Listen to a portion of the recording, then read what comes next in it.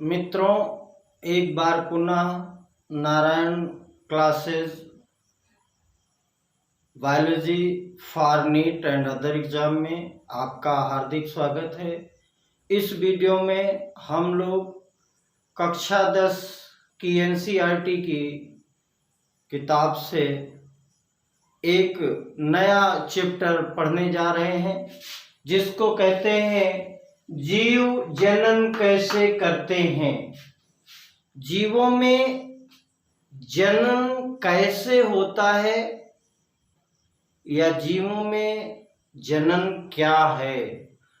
तो जनन एक प्रक्रिया है, जनन एक क्रिया है जिसके द्वारा कोई भी जीव होगा वो अपने जैसी संतान उत्पन्न करता है। इसी को हम पॉइंट वाइज देखेंगे कि विभिन्न जीवों का अभिकल्प आकृति और आकार ये समान होने के कारण वो एक जैसे सदृश प्रतीत होते हैं। अगर जो भी मनुष्य हैं वो लगभग एक जैसे, घोड़े हैं वो एक जैसे, या चींटियां हैं तो वो एक जैसी होती हैं, एक प्रजाति होती है। तो विभिन्न जीवों का जो अभिकल्प है, जो आकृति है, जो आकार है, वो समान होने के कारण एक जैसे दिखाई पड़ते हैं। इसका एक और कारण है कि जो कोशिका है इसके अंदर पाया जाने वाला गुणसूत्र, और वो किससे बना होता है? डीएनए अणुओं से। जो गुणसूत्र कोशिका के केंद्रक में पाया जाता है उस डीएनए अणु में आनुवंशिक गुणों का संदेश होता है। आनुवंशिक एक पीढ़ी से दूसरी पीढ़ी में जाने वाले लक्षण या गुण। आनुवंशिक शब्द का अर्थ क्या है? एक पीढ़ी से अगली पीढ़ी में जाना। तो जो कोशिका का केंद्रक है उसमें गुणसूत्र है, और गुणसूत्र बना है डीएनए अणुओं से, और ये जो डीएनए अणु है इनमें आनुवंशिक गुणों का संदेश होता है, और ये संदेश जनक से, पेरेंट से संतति में या बच्चों में या नई पीढ़ी में जाता है। अगला पॉइंट है कि जो केंद्रक का डीएनए है इसमें प्रोटीन संश्लेषण के लिए सूचना निहित होती है। डीएनए अणु में ही कौन सी प्रोटीन बनानी है इसकी सूचना होती है, और ये जो सूचना या संदेश है ये अलग अलग होते हैं। भिन्न होने की अवस्था में भिन्न भिन्न प्रकार की प्रोटीन बनती है, और ये जो भिन्न प्रोटीन है यही कारण है कि शारीरिक अभिकल्प में विविधता होती है। शरीर विभिन्न आकार के होते हैं या जीव विभिन्न आकृति के होते हैं। अगला पॉइंट है कि जो जनन की मूल घटना है, जनन में क्या होता है कि डीएनए की प्रतिकृति बनती है, डीएनए की फोटोकॉपी बनती है, और इसके लिए विभिन्न रासायनिक क्रियाओं का उपयोग कौन करता है? डीएनए। जो डीएनए की फोटोकॉपी बनेगी या प्रतिकृति बनेगी, इसके लिए जो कोशिकाएं हैं वो विभिन्न रासायनिक क्रियाओं का उपयोग करेंगे, और जब जनन कोशिका जो भी होगी उसमें डीएनए की दो प्रतिकृति बनेगी, और उनका एक दूसरे से अलग होना आवश्यक है।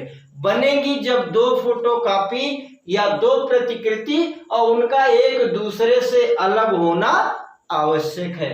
अगला पॉइंट है कि ये जो प्रतिकृति जिस समय बन रही होगी कोशिका में, उसी के साथ साथ दूसरी कोशिकीय संरचनाओं का भी सृजन होता है। अन्य कोशिकीय संरचनाएं जो है वो भी बनती रहती हैं जब डीएनए की प्रतिकृति होती रहती है। और इसके बाद ये जो डीएनए की प्रतियां हैं ये अलग हो जाएंगी, जो कोशिकीय संरचनाएं बनी है वो भी अलग हो जाएंगी, और परिणाम स्वरूप क्या होगा, एक कोशिका विभाजित होकर दो कोशिकाएं बनाती हैं। अभी तक हमने देखा कि जो केंद्रक है उसमें गुणसूत्र है, गुणसूत्र में डीएनए है, डीएनए में आनुवंशिक सूचनाएं हैं, डीएनए की प्रतिकृति बनती है, साथ में जो कोशिकाएं हैं उनकी अलग अलग जो कोशिकीय संरचनाएं हैं वो भी बनेंगी, और फिर ये जो डीएनए की दो प्रतिकृति हैं, दो फोटोकॉपी हैं, ये अलग अलग हो जाएंगी, कोशिकीय संरचनाएं भी बट जाएंगी, और परिणाम क्या होगा कि ये एक कोशिका विभाजित होकर के दो कोशिकाएं बन जाएंगी। अगला पॉइंट है कि ये जो डीएनए की फोटोकॉपी प्रतिकृति होती है, इस प्रक्रिया में, प्रतिकृति बनने की प्रक्रिया में कुछ विभिन्नता आती है, जिसके कारण जो बनने वाली डीएनए प्रतिकृति है वो एक समान होती तो है, लेकिन मौलिक डीएनए समरूप नहीं होता। देखिए, हमने कहा कि डीएनए प्रतिकृति की जो प्रक्रिया है इसमें कुछ विभिन्नता आ जाएगी, और जब विभिन्नता आ जाएगी तो दोनों प्रतियां एक समान दिखेंगी तो, लेकिन मौलिक रूप से वो समान नहीं होती। और यही कारण है कि जो संतति कोशिकाएं हैं, जो संतति कोशिकाएं हैं वो समान होते हुए भी किसी ना किसी रूप में एक दूसरे से भिन्न या अलग होती। अगला पॉइंट है कि जो जनन में ये विभिन्नताएं होती हैं, यही जैव विकास का आधार है। जैव विकास कहते हैं कि छोटे और सरल जीवों से बड़े और जटिल जीवों के बनने की जो क्रिया है उसी को हम जैव विकास कहते हैं। तो जनन में जो ये विभिन्नताएं आती हैं, इन्हीं विभिन्नताओं की वजह से जैविक विकास होता है। अगला पॉइंट है, अपनी जनन क्षमता का उपयोग कर जीवों की समष्टि पारितंत्र में स्थान अथवा निकेत ग्रहण करती है। अगर जनन क्षमता नहीं है तो पारितंत्र में किसी भी जीव का स्थान निश्चित नहीं हो सकता। वो क्या होगा कि वो समाप्त हो जाएगी, वो जीव या वो जाति समाप्त हो जाएगी। और ये जो स्थान ग्रहण करते हैं पारितंत्र में, इस या उसको निकेत कहते हैं, उस स्थान को जो पारितंत्र में किसी जीव का स्थान होता है उसी को हम निकेत कहते हैं, नीचे अंग्रेजी में कहते हैं। अगला पॉइंट है कि जो निकेत है इसमें बहुत सारे परिवर्तन आ सकते हैं। जो उनका स्थान है पारितंत्र में किसी भी समष्टि का, किसी भी जीव का, उसमें अनेक परिवर्तन आ सकते हैं, और उसमें से कुछ ऐसे परिवर्तन होते हैं जो जीवों के नियंत्रण से बाहर होते हैं। उस पर जीव कोई भी नियंत्रण नहीं कर सकता है। ऐसे परिवर्तन जो निकेत में आते हैं उनका उदाहरण है जैसे ताप कम होना या अधिक होना। मान लीजिए कि पृथ्वी पर या पृथ्वी के एक स्थान पर कहीं का ताप अधिक हो जाए या ताप कम हो जाए, इस पर नियंत्रण जीवों के द्वारा नहीं किया जा सकता। अगला पॉइंट है कि जो विभिन्नताएं ये आती हैं, ये विभिन्नताएं जाति की उत्तरजीविता, बहुत दिनों तक रहना, विभिन्नताएं जाति की उत्तरजीविता बनाए रखने में उपयोगी है। ये जो विभिन्नताएं हैं ये जब परिवर्तन हो जाएगा तब भी इनको जीवित रखने में सहायक हो सकती है। अगला पॉइंट है, जीवों में जनन जो है वो दो प्रकार का होता है। कोई भी सजीव है वो दो प्रकार का जनन कर सकता है, किसी में एक प्रकार का, किसी में दोनों प्रकार का। मतलब क्या है कि जनन दो प्रकार का होता है। पहले को कहते हैं अलैंगिक जनन, एसेक्सुअल रिप्रोडक्शन, और दूसरे को कहते हैं लैंगिक जनन, सेक्सुअल रिप्रोडक्शन। क्या कह रहे हैं? अलैंगिक। अलैंगिक का मतलब क्या है, इसको अगले पॉइंट में देखेंगे कि अलैंगिक जनन नई पीढ़ी का सृजन केवल एकल जीव द्वारा होता है। कोई एक जीव नई संतान को पैदा कर सकता है अगर उसमें नर या मादा का कोई भेद नहीं होता। ये नहीं पूछा जाता कि वो जीव नर जीव है या मादा जीव है। कोई भी एकल जीव, कोई एक जीव जो है वो संतति को पैदा कर सकता है। परिभाषा में नई पीढ़ी का सृजन केवल एकल जीव द्वारा होता है, इसे अलैंगिक जनन कहते हैं और इसकी विभिन्न विधियां हैं। तो पहली विधि क्या है? विखंडन, फ्रेगमेंटेशन कहते हैं। और ये जो विखंडन है ये एक कोशिकीय जीव में, ऐसे जीव जिनका पूरा का पूरा शरीर एक ही कोशिका का बना होता है, ऐसे एक कोशिकीय जीवों में कोशिका विभाजन के द्वारा, एक कोशिका का पूरा जीव है विभाजित हो जाए, दो कोशिकाएं बन जाए, तो कोशिका विभाजन अथवा विखंडन द्वारा नए जीवों की उत्पत्ति होती है। विखंडन क्या है? एक ही कोशिका जो है वो बंट करके, विखंडित होकर के दो कोशिकाओं में बदल जाए। और ये पाया किस में जाता है? अनेक जीवाणु, बहुत सारे बैक्टीरिया है और बहुत सारे प्रोटोजोअन्स है, प्रोटोजोआ संघ के सदस्य हैं, जिनमें कोशिका विभाजन द्वारा सामान्यतः दो बराबर भागों में कोशिका उनकी विभक्त हो जाती है। और अगला पॉइंट है कि जो अमीबा है, अमीबा की आकृति प्रतिक्षण बदलती रहती है। तो अमीबा जैसे जो जीव हैं, इनमें जो विभाजन होता है वो किसी भी तल से हो सकता है, कोई निश्चित तल उसका नहीं है। अगला पॉइंट है, कुछ एक कोशिकीय जीवों में जो शारीरिक संरचना है वो अधिक संगठित होती है, अधिक जटिल होती है तो वो एक ही कोशिका के, लेकिन उनकी जो शारीरिक संरचना है वो संगठित है, जटिल रूप में। जैसे एक काला अजार रोग जो है, उसका रोगाणु नाम क्या है? उसका लेशमानिया। ये जो काला आजार का रोगाणु है लेशमानिया, ये पॉइंट वैसे भी याद रखने वाला है कि काला आजार का रोगाणु कौन है? लेशमानिया है। इसमें जो एक कोशिका होती है उसके एक सिरे पर, कोशिका के एक किनारे पर कोड़े के समान सूक्ष्म संरचना होती है।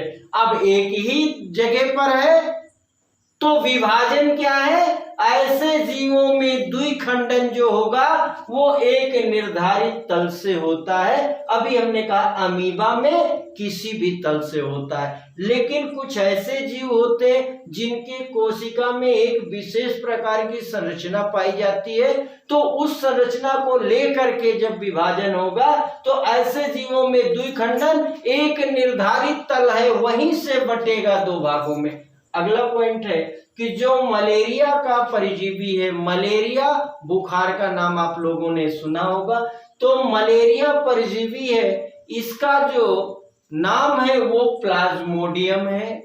और उसमें और भी इस तरह के एक कोशिकीय जीव हैं जो एक साथ में, अभी हमने कहा कोशिका दो बराबर भागों में विभक्त हो जाती है। इस पॉइंट में कह रहे हैं कि जो मलेरिया परजीवी है प्लाज्मोडियम या इसके जैसे अन्य एक कोशिकीय जीव हैं, उनमें एक साथ अनेक संतति कोशिकाओं में विभाजित हो जाते हैं। मतलब जो कोशिका विभाजन होता है वो दो में ही नहीं, बहुत सारी कोशिकाएं बन जाती हैं, विभाजित हो जाती हैं। और अगर एक ही कोशिका से बहुत सारी कोशिकाएं बन रही हैं तो उसे हम बहुखंडन कहते हैं।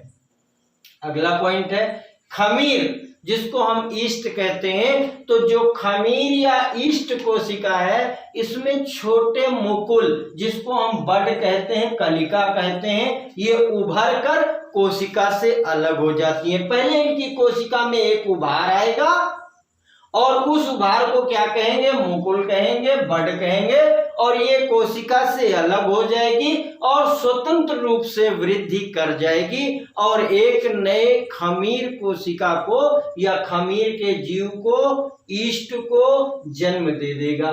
अगला पॉइंट है कि जो सरल संरचना वाले बहुकोशिकीय जीव हैं, सरल संरचना वाले बहुकोशिकीय, इसके ऊपर तो हमने एक कोशिकीय की बात की, बहुकोशिकीय जीव है, इनमें जनन की सरल विधि कार्य करती है। जैसे स्पाइरोगाइरा।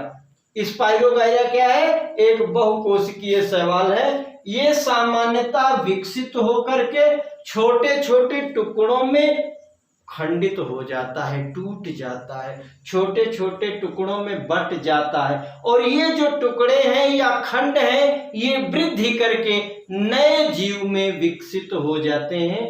अगला पॉइंट है कि जो अधिकतर बहुकोशिकीय जीव हैं, इनमें विशिष्ट कोशिकाएं संगठित होकर ऊतक का निर्माण करती हैं। कोशिका से आगे बढ़ करके हम कहाँ आ गए, ऊतक पर। ऊतक क्या है, विशिष्ट कोशिकाओं का जो संगठित रूप है, कई कोशिकाओं का जो संगठित रूप है, उसी को हम ऊतक कहते हैं। ऊतक का निर्माण करती हैं, और जब कई ऊतक संगठित हो जाते हैं तो अंग बनता है।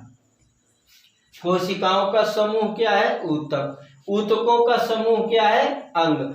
और जो अंग बनते हैं, ये शरीर में इनकी स्थिति भी निश्चित होती है। एक निश्चित स्थान पर एक निश्चित अंग होता है, और इस परिस्थिति में कोशिका दर कोशिका, प्रत्येक कोशिका में विभाजन जो है वो अव्यवहारिक है।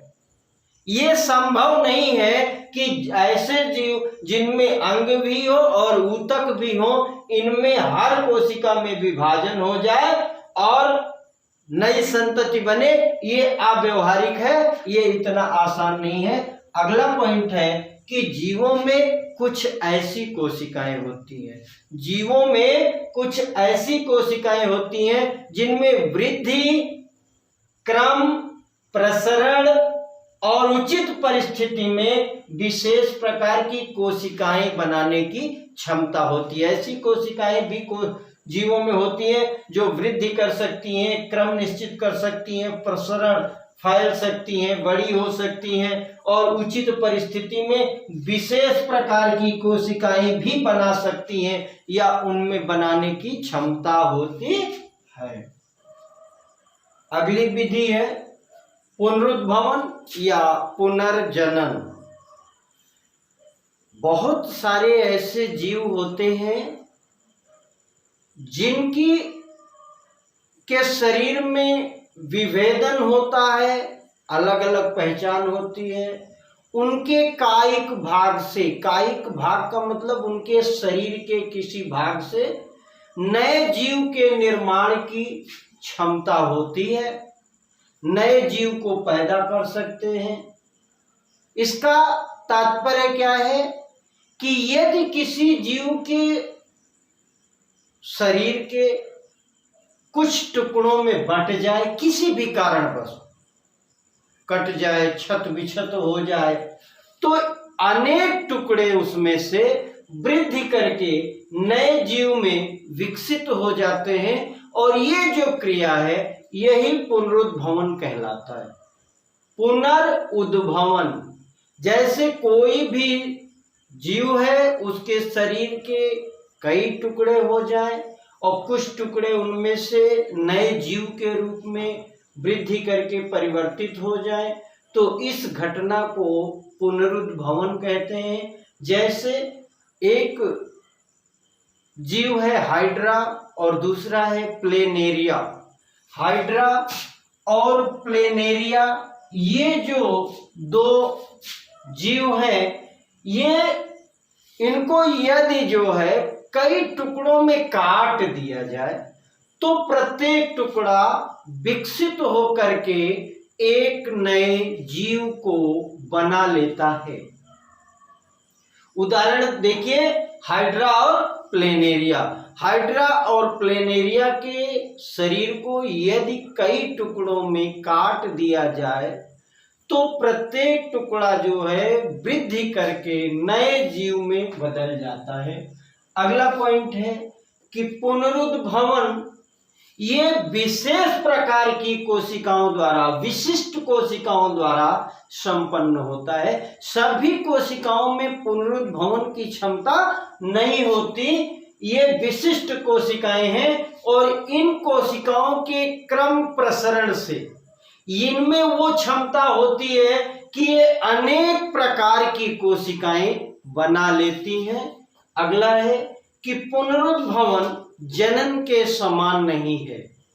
जनन इसको हम नहीं कह सकते हैं। क्यों? क्योंकि प्रत्येक जीव के किसी भाग को काटकर नया जीव उत्पन्न नहीं होता। कोई भी जीव होगा, सब में ये व्यवस्था होगी, ऐसा नहीं है। जनन क्या है? वो सभी जीवों में होने वाली क्रिया है। सभी जीवों में जनन होता है, लेकिन पुनरुद्भवन सभी जीवों में नहीं होता। अगली जो विधि है वो है मुकुलन। मुकुलन कहते हैं बडिंग को, बड कहते हैं कलिका को। हाइड्रा जैसे कुछ प्राणी हैं जो पुनर्जनन की क्षमता वाली कोशिकाएं जो हाइड्रा में पाई जाती हैं, उनका उपयोग मुकुलन के लिए करते हैं। कलिका तैयार करने के लिए पुनर्जनन की क्षमता वाली कोशिकाओं का उपयोग कौन करता है? हाइड्रा करता है। और इस क्रिया में ये जो कोशिकाएं हैं, पुनर्जनन वाली कोशिकाएं, इनका नियमित विभाजन होता है, जिसके परिणाम स्वरूप एक स्थान पर उभार आ जाता है।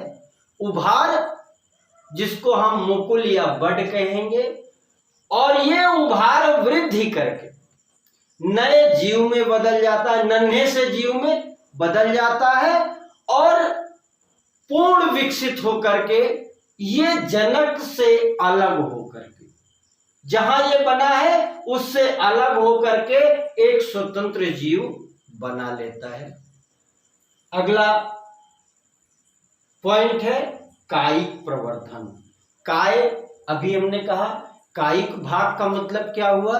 उनके शरीर का, जीव के शरीर का जो भाग है उसे हम कायिक भाग कहते हैं।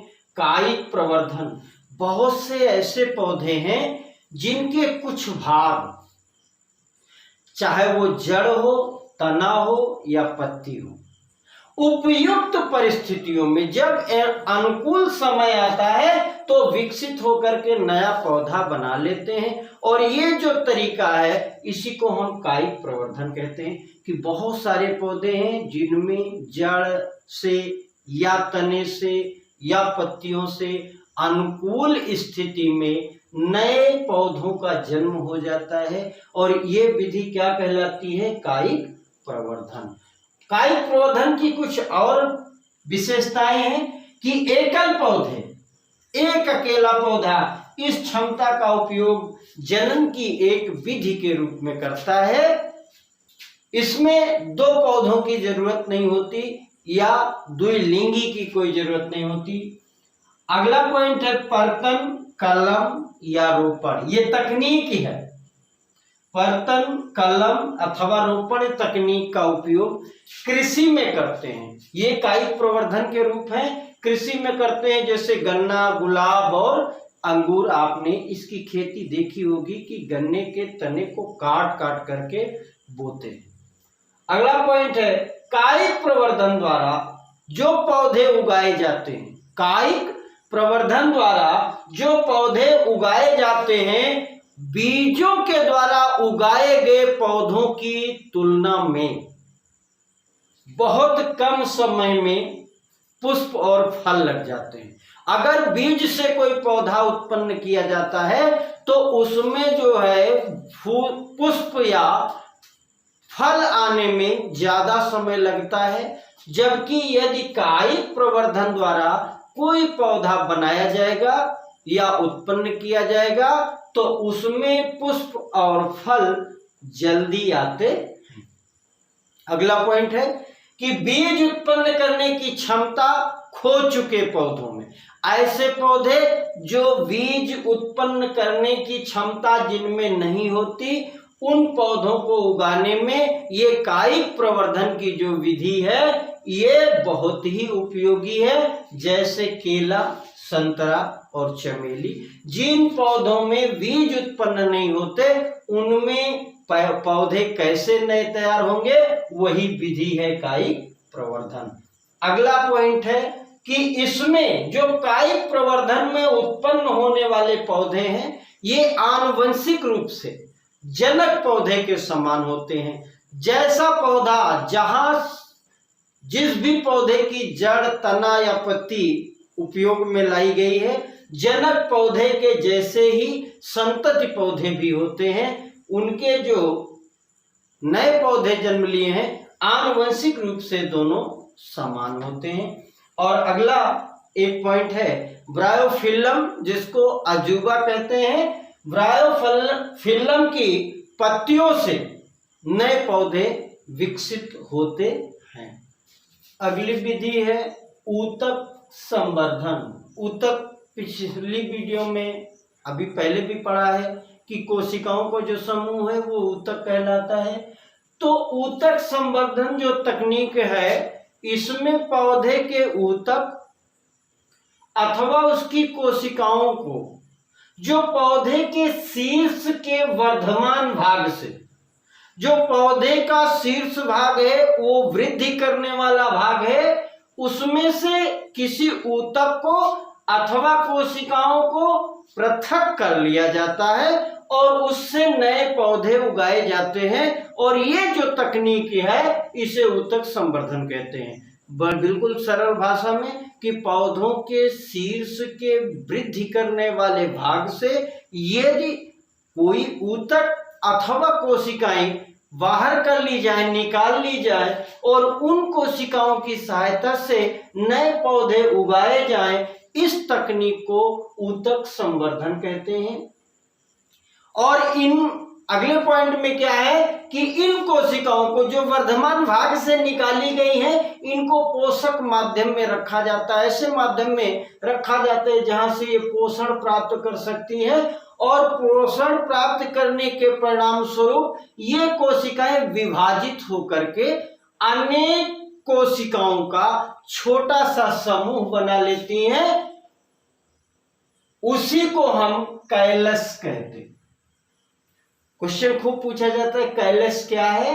तो जो वर्धमान क्षेत्र से, जो वृद्धि करने वाले क्षेत्र से निकाली गई कोशिकाएं हैं, उनको पोषक माध्यम में, जो कृत्रिम पोषक माध्यम है, वहां रखा जाता है और वो कोशिकाएं विभाजित होकर के कोशिकाओं का एक छोटा सा समूह बना लेती हैं और उसी समूह को कैलस कहते हैं। बाद में क्या करते हैं कि कैलस को वृद्धि और विभेदन, डिफरेंशिएशन जिसको कहते हैं, कि ग्रोथ और डिफरेंशिएशन वाले हार्मोन, ऐसे हार्मोन जो वृद्धि और विभेदन को स्टार्ट करते हैं या आगे बढ़ाते हैं, ऐसे माध्यम में स्थानांतरित किया जाता है और पौधों को, इसके बाद पौधों को मिट्टी में रोप दिया जाता है, मिट्टी में लगा दिया जाता है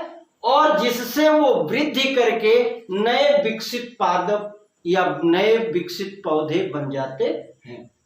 अगला पॉइंट है कि ये जो ऊतक संवर्धन है, इस तकनीक का उपयोग सामान्यतः सजावटी पौधों के संवर्धन में किया जाता है। ऐसे पौधे जो सजावट के लिए लगाए जाते हैं, ऐसे पौधों को में संवर्धन जो किया जाता है वो ऊतक संवर्धन के माध्यम से किया जाता है।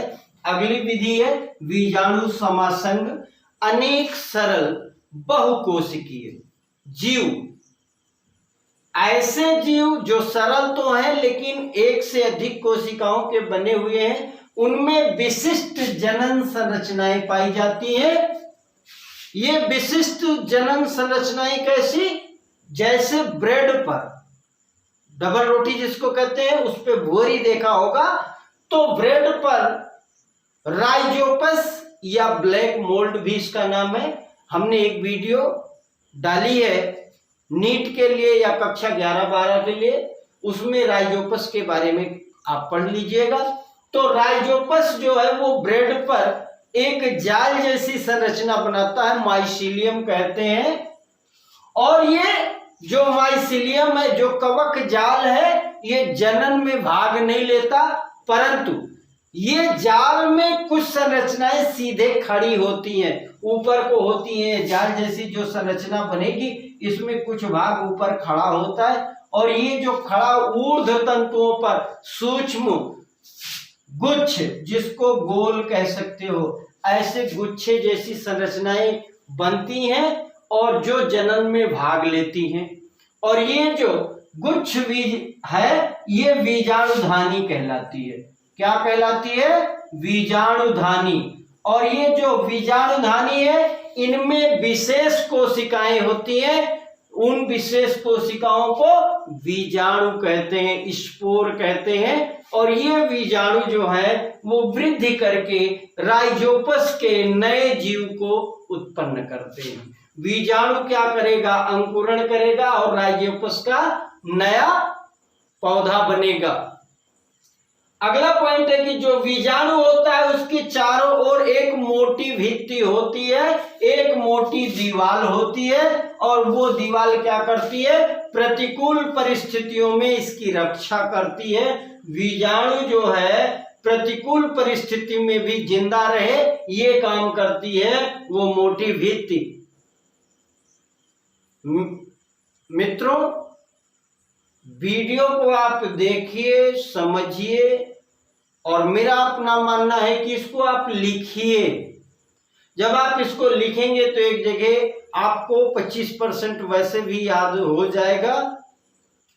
यदि वीडियो अच्छी लगी हो तो लाइक करिए, कमेंट में बताइए। चैनल सब्सक्राइब नहीं किया है तो चैनल सब्सक्राइब करिए। अपने क्लास के साथियों को भी चैनल बताइए। मिलते हैं अगले वीडियो में, तब तक के लिए धन्यवाद।